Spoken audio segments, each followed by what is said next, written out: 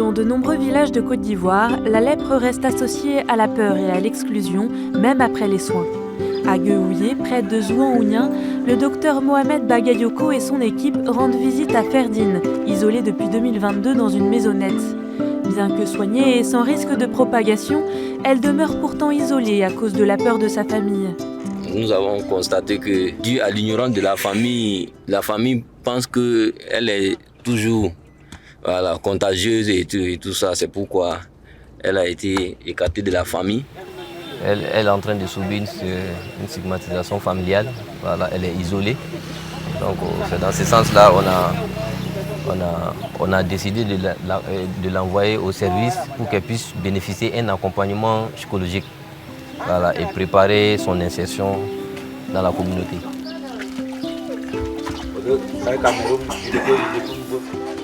Ferdine est conduite au pavillon Madeleine Follereau, au cœur de l'hôpital général de Zouan-Ounien, à l'ouest de la Côte d'Ivoire, près de la frontière libérienne. Construit en 2006 par les frères capucins mineurs, c'est le seul centre de référence dans une région très reculée qui accueille des patients atteints de lèpre ou d'autres maladies tropicales négligées.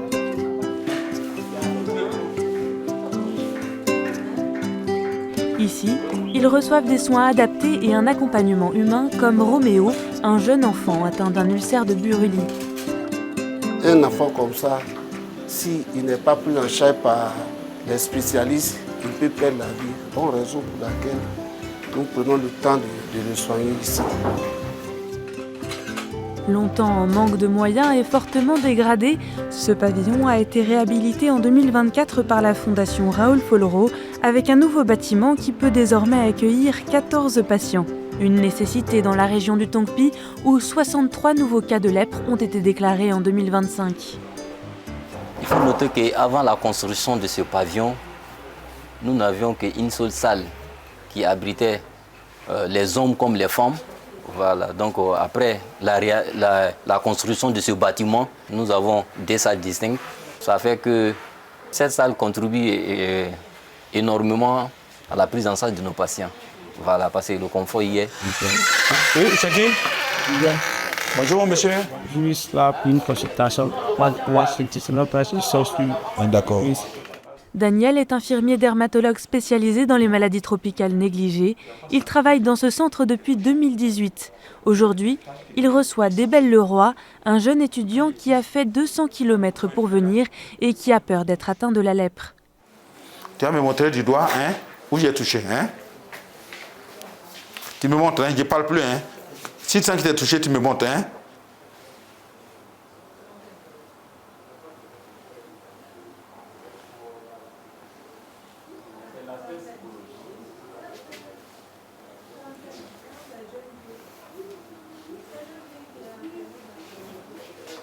Effectivement, tu fais la lèpre.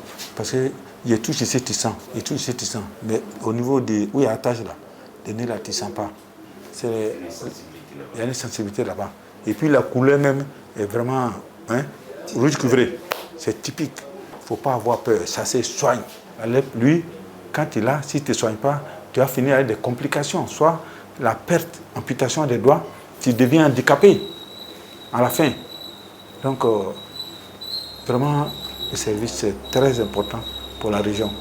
Débel Leroy devra suivre un traitement pendant 6 mois pour être guéri. Si certains patients arrivent à temps et peuvent être pris en charge rapidement, d'autres présentent déjà des complications plus sévères. Depuis 3 ans, Georges vit avec la lèpre. Aujourd'hui, la maladie a progressivement atteint ses mains et ses pieds. Il y avait une tache dans mon corps là. Et quand je suis venu maintenant, le docteur m'a dit que c'est la lèpre.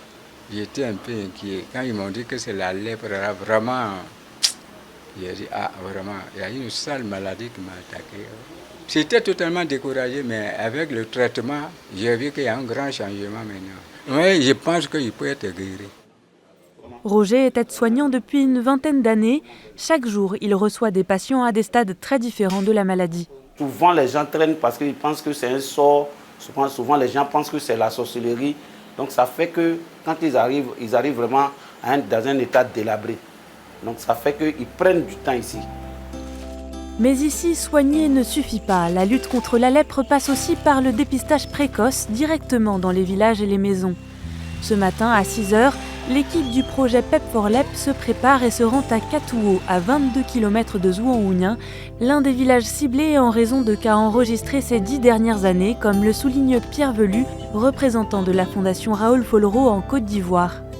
C'est un projet qui est mené donc par l'État de Côte d'Ivoire avec le ministère de la Santé, et la Fondation Raoul Follereau appuie ce projet. Et en fait, l'idée, c'est de cibler les 10 districts les plus endémiques à la lèpre en Côte d'Ivoire.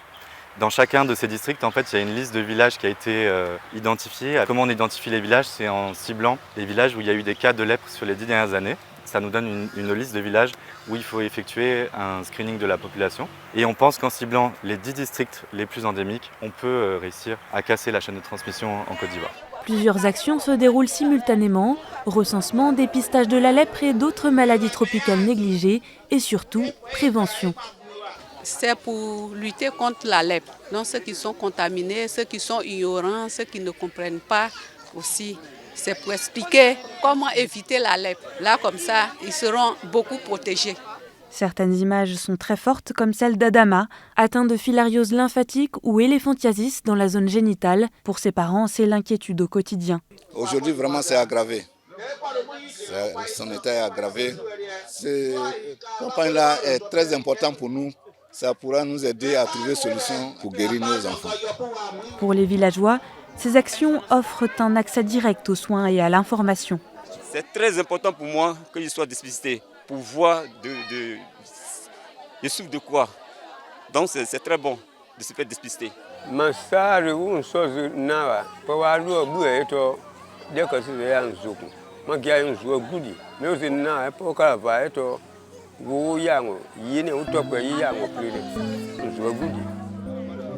La lutte contre la lèpre à Zhuanghounian s'inscrit dans le programme Zéro Lèpre 2030 qui vise à réduire fortement les nouveaux cas et les infirmités graves.